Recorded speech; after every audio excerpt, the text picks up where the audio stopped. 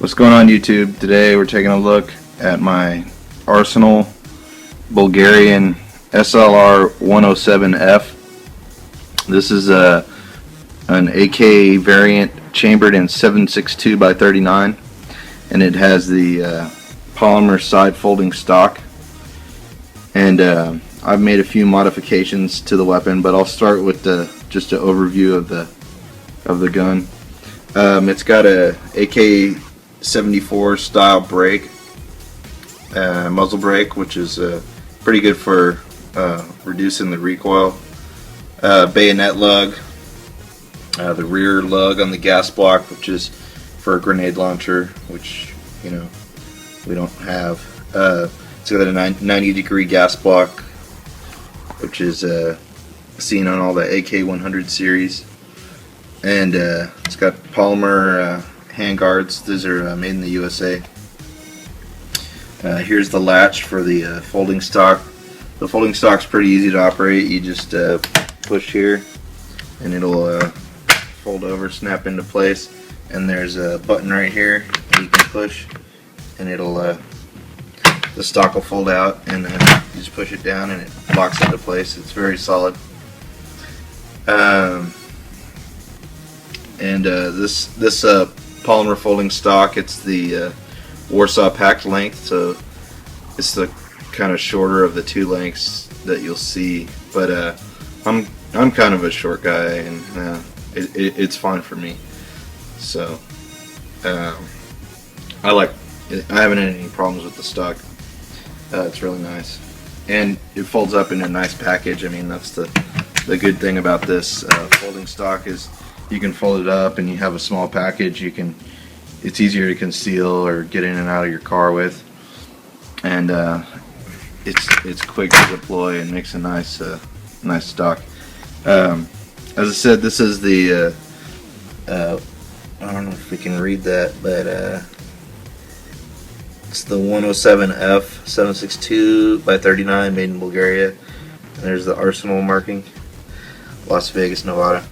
This is the F model, which doesn't have the side rail for optic mounting.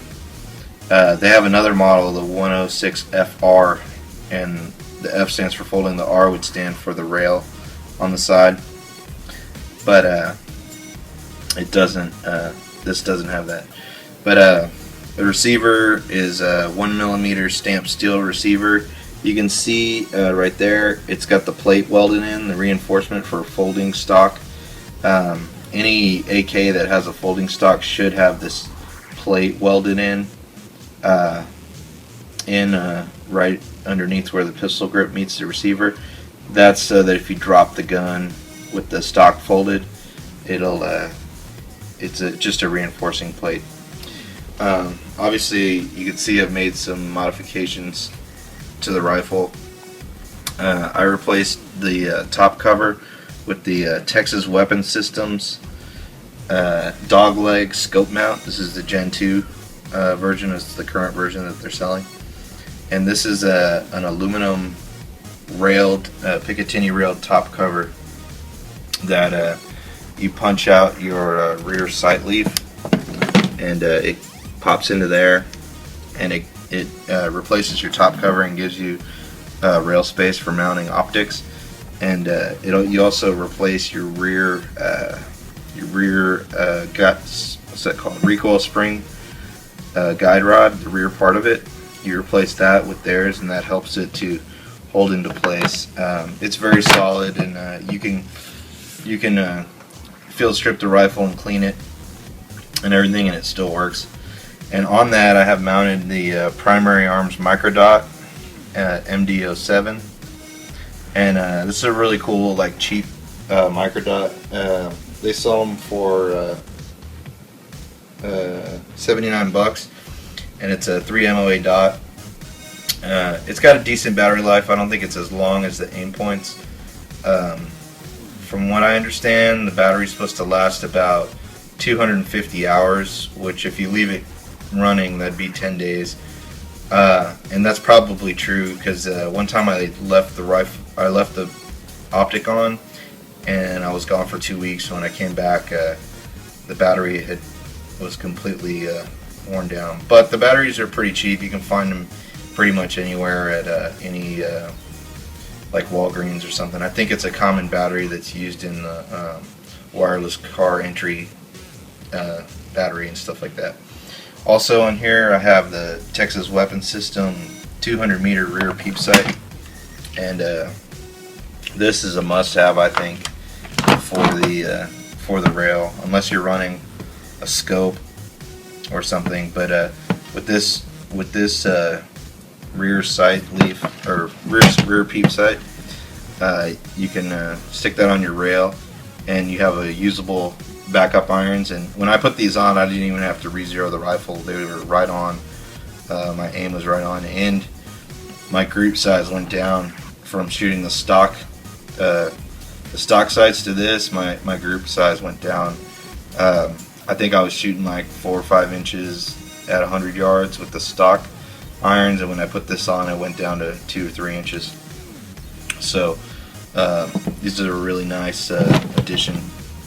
The other changes I made, I have the Tangodown US Palm Battlegrip, and this is a nice grip. It's a lot thicker than the stock AK grip, and it fills the hand more. Like when you're doing magazine changes and holding the rifle with one hand, it provides a better grip because it fills the hand, and it also has a storage. I think it's waterproof too. Waterproof storage, or I don't know if it's waterproof, but you can store some extra parts in here. I also switched out the trigger. I put a Tapco G2 trigger in there. Anybody that shot these Arsenals know they come with this like 2-stage trigger, and it's a really weird trigger because it has like a really light take up, and then there's like a ledge on the sear. I think there's a ledge on the sear, and it takes, you know, it's kind of a heavy trigger. So I put the Tapco G2. It's a really light trigger. For magazines, I pretty much run these Circle 10 Bulgarians. These are a polymer. They call them waffle mags, and they have a steel reinforced locking tab and also steel reinforced feed lips. And these are awesome magazines. They're substantially lighter than the steel AK mags, and they're 100% reliable. So I've got a couple of those, and then I've got one of the 40 round RPK magazines from Circle 10. Circle 10, that's the Bulgarian arsenal, or that's the Bulgarian factory that manufactures their AKs. It's the Circle 10 factory. You can see that on the gun too here. You can see the Circle 10 electro penciled in there. So, and I also have a bayonet. You know, it doesn't come with one, but it's just kind of a fun accessory to have. But all in all, I'm really happy with this AK. Oh, and I'm also using the Bulgarian sling, which comes with the rifle, so that's a nice added feature. I think it only came with a 10-round magazine, so you do have to go purchase some extra magazines. But all in all, really happy with this setup, with the dogleg rail and the red dot. And the cool thing about it is I can co-witness. I don't know if we'll be able to see this on the camera, but you can see the red dot, and when you look through the rear peep, it co-witnesses the lower 1/3 co-witness. That's kind of hard to line up, but yeah, you can see it there.